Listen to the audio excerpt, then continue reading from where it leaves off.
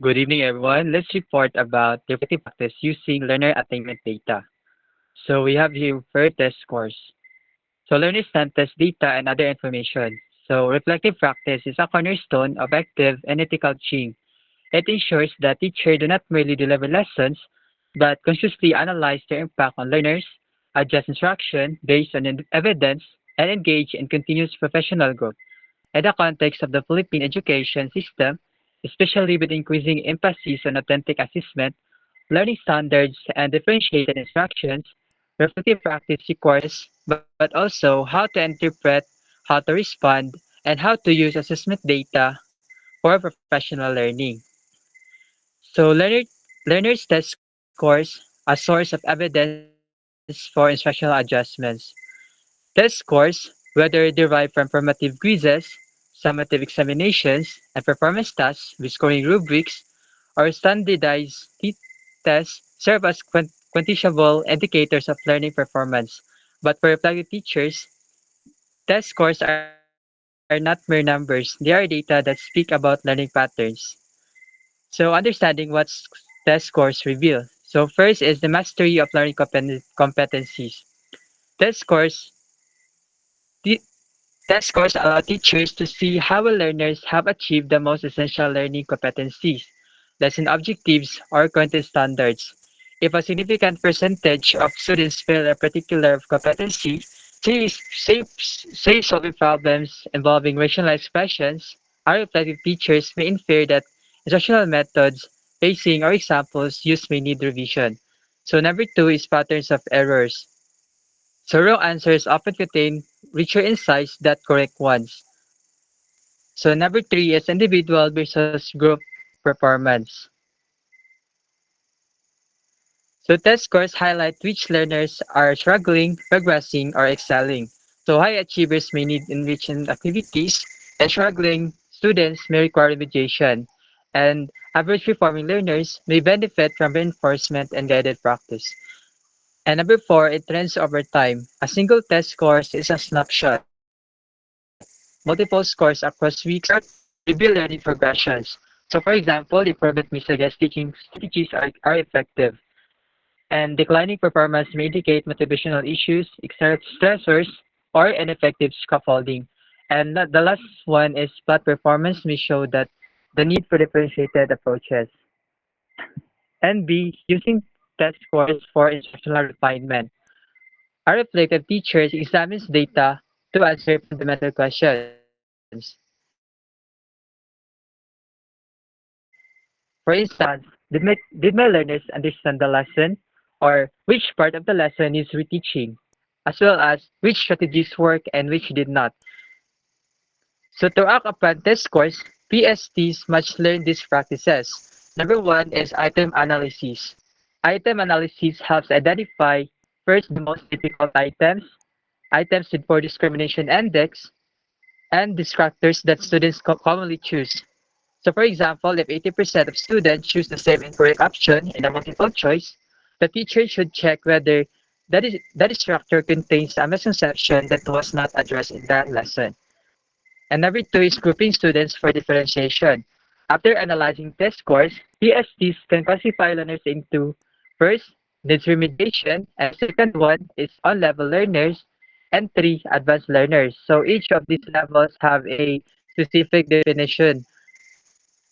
So this grouping must remain flexible, not permanent, and based on updated performance data. So number three is reflective strategies. Test results help answer questions like, were examples too abstract, or was the lesson delivered too fast? Reflection becomes meaningful when teachers recognize that test score reflects not just student ability but also teacher effectiveness. Core values of test scores. So test scores must be handled responsibly. A reflect teacher ensures learners are not shamed or compared publicly. Scores are used to improve instruction, and also parents receive scores with explanation and recommendation. So reflective practice requires seeing assessment as a tool for growth, not punishment. And that would be all. Okay, thank you for that, Mr. Vega. And now I am going to discuss the learner's non-test data and other information. While test scores offer quantitative data, non-test information provides the qualitative aspects of learner performance, behavior, and circumstances. This include observations, anecdotal records, attendance, participation, portfolio outputs, behavior logs, peer feedback, self-assessments, and social emotional indicators. A reflective teacher must evaluate both test and non-test data to understand the whole child. So let's talk the letter A, which is the nature of non-test data. Non-test data include everything that cannot be measured by standardized tests but greatly influences learning and teaching. Examples is number one, the attendance record. Chronic absenteeism often correlates with low academic performance, and it may reveal health issues, family concerns, low motivation, and social difficulties. Reflective teachers use attendance data to identify at-risk learners early. Number two is the participation and engagement.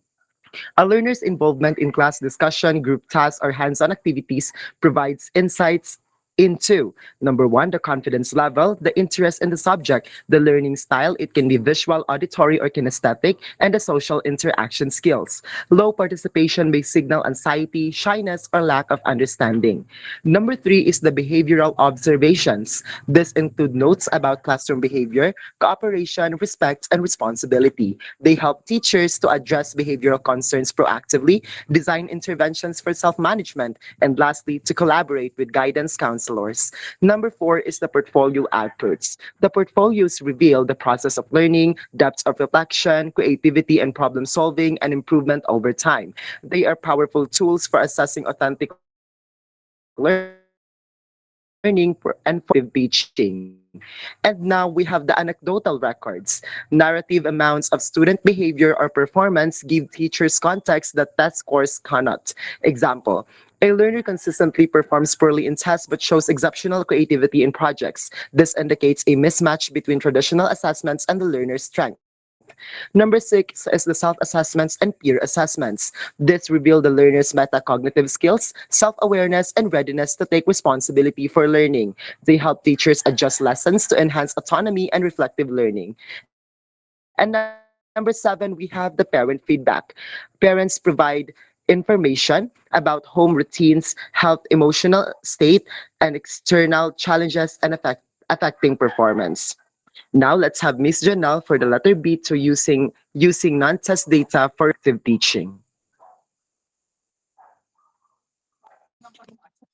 Thank you, Josh. Now let's talk about using non-test data for reflective teaching. A reflective teacher synthesizes non-test data to understand learners holistically and adjust teaching accordingly. So first is understanding learning barriers. Non-test data uncover barriers that tests cannot measure, for example, emotional struggles, learning disabilities, language difficulties, social anxiety, and lack of resources. So let us take note that once the barrier is identified, the teacher can modify instruction or refer the student to appropriate support services. Second is tailoring instruction. Non-test data guide teachers in personalized learning, flexible grouping, adjusted difficulty levels, and modified learning tasks. For example, a learner who rarely participates may benefit from pair work before speaking in large groups. Third is monitoring affective and behavioral growth. Both academic and social emotional growth matter. Teachers can track confidence building, leadership skills, social cooperation, and resilience and grit. These indicators influence teaching style, classroom management, and feedback strategies.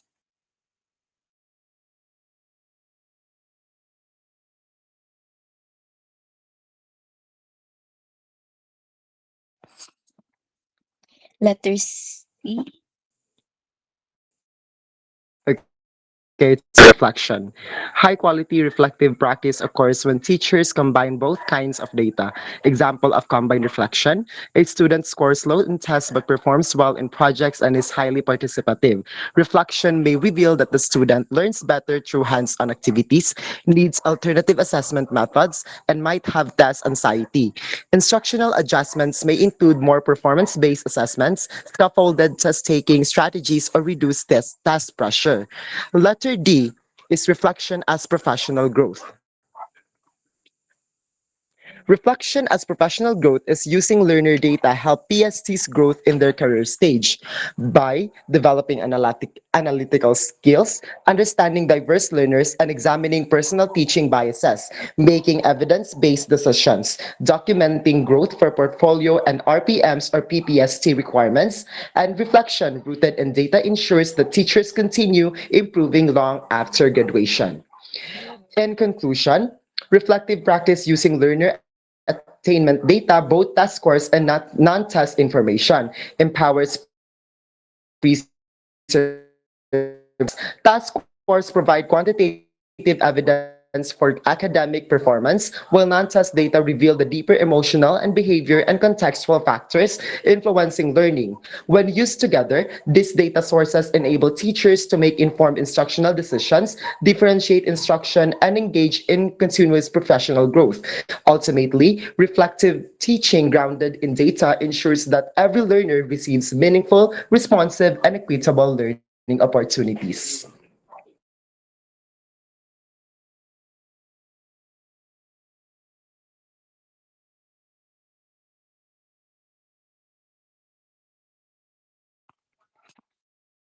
Now let's move on. Reflective practice is most effective when teachers examine not only learner performance data, but also feedback about their own teaching. Performance evaluation provides this essential external perspective, enabling pre-service teachers to identify strengths, address weaknesses, and continuously refine their professional skills. Performance evaluation is not simply about rating teachers, it is about gathering evidence, enhancing instructional effectiveness, promoting professional growth, and strengthening teacher identity. In authentic teacher development, three major groups of evaluators provide valuable perspectives. First is students, second is peers, and third is supervisors. Each group brings different expectations and experiences. Pre-service teachers or PSTs must learn how to interpret these evaluations, extract meaningful insights, and guide students in shaping their professional growth. First is the students as evaluators. Students are central stakeholders in the learning process. When students of those most directly affected by instructional decisions. Although student evaluations may sometimes be influenced by personality, expectations, or classroom atmosphere, they remain one of the strongest indicators of teaching effectiveness. So, letter A: why students' feedback matters. Direct experience with instruction, or the students observe the teacher's instructional style day after day, and they experience the clarity of explanations, the organization of lessons, the fairness of assessment, the climate of respect, and the teacher's consistent or inconsistent expectations. Valuable for understanding what works and what doesn't. Second is consistently shows that students respond strongly to clear explanations, well prepared lessons, engaging activities, and fair classroom management. And their feedback often points out when lessons become boring, confusing, or irrelevant. Third is students notice patterns teachers may not see. Because teachers are active participants in the instructional process, they may overlook behaviors that students clearly observe, such as talking too fast, calling only the same students repeatedly, lack of follow up questions, unclear instructions, or absence of structure. And students' feedback acts as a mirror. So, letter B: So letter B, tools for student evaluation. Student evaluation of teaching or STEP forms. These may contain Likert scale items related to clarity, fairness, preparedness, enthusiasm, classroom management, and respect for diverse learners. Second is exit cards and quick surveys. These allow immediate feedback at the end of a lesson, revealing what students understood or found difficult. Third is reflection journals. Upper grade and college students may write journals on what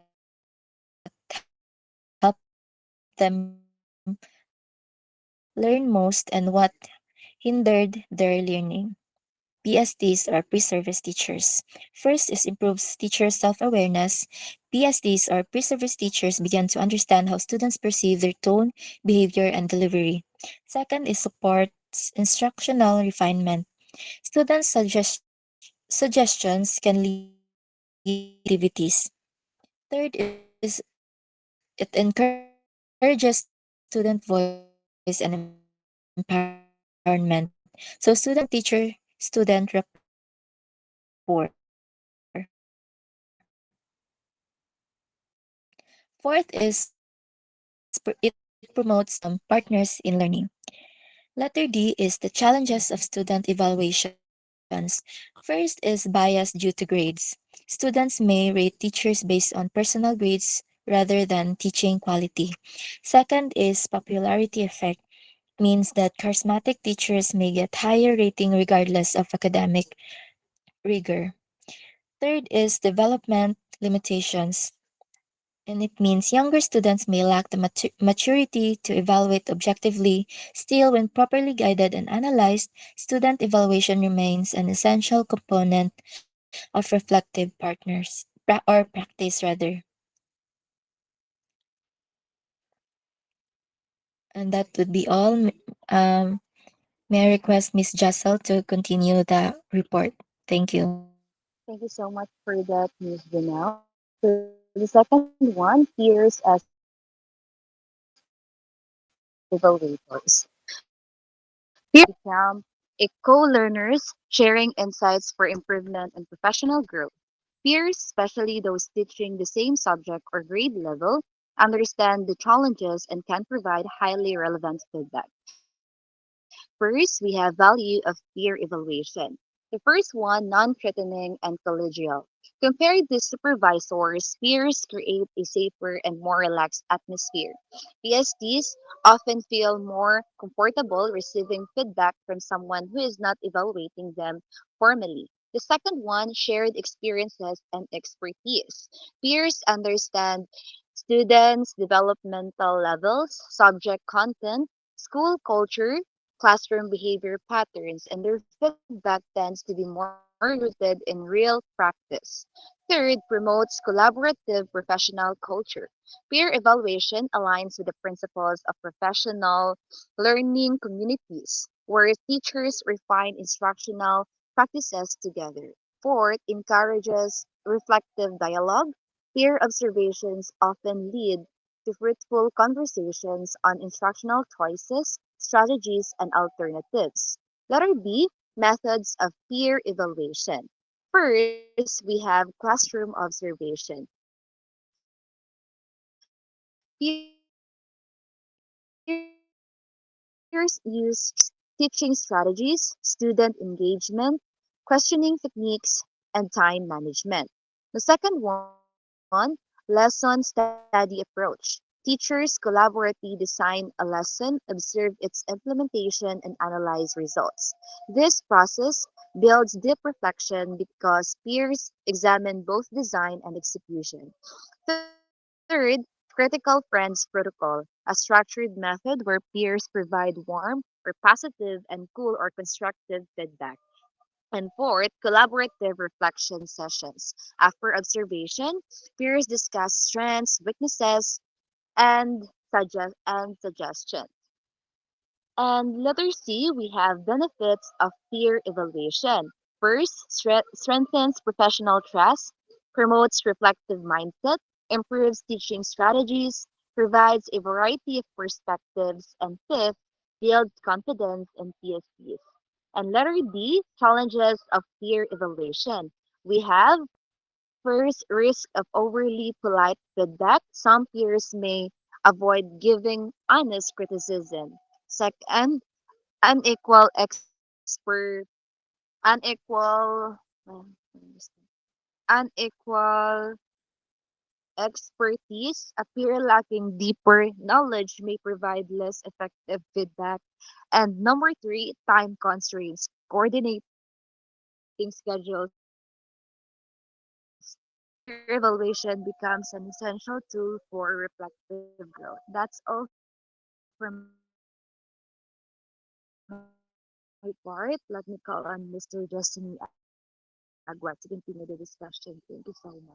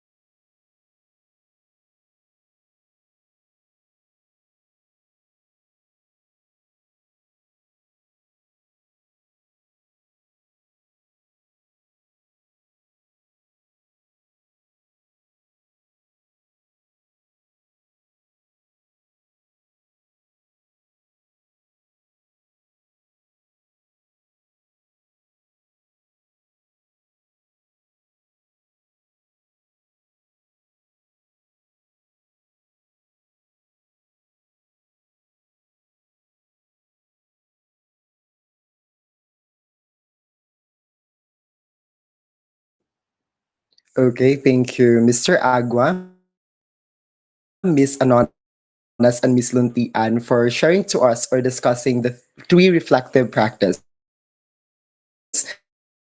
Now, what is the effect of reflective practice becomes most powerful when teachers integrate all three sources of evaluation? Because one, students tell you how teaching feels. Do they understand? Are they motivated? Or are they engaged? Number two is peers tells you how teaching works. Are strategies effective? Are instructions clear? Or is pacing appropriate? Number three is the supervisors tell you how teaching aligns with standards. Are you meeting professional expectations or are you using the best practice? When PSTs synthesize these perspectives, the following emerge. A is the holistic understanding of the teaching performance. Different evaluators provide different angles, and together they create a full picture. Letter B, stronger commitment for professional growth. C, openness and humility. Letter C is evidence-based reflection. Reflection is no longer guesswork, but grounded in data. And last, the improved teaching practice. Instruction becomes more effective, responsive, and learner-centered. Now we got the three impacts of the three reflective practice when integrated together. Let's have our conclusion to end our report. Reflective practice through performance evaluation is a transformative process. When pre-service teachers embrace feedback from students, peers, and supervisors, they develop into reflective practitioners capable of making informed instructional decisions, improving classroom practices, and advancing professionally. Students provide direct experiential feedback, peers offer collaborative and collegial insights, and supervisors present structured evaluations anchored on professional standards. Together, these evaluative processes empower PSTs or the professional student teachers to understand themselves as educators, enhance teaching efficacy, and uphold the ethical, professional standards of the teaching profession. And that ends to our report. So thank you for listening, and I hope that you've learned something. Goodbye, everyone.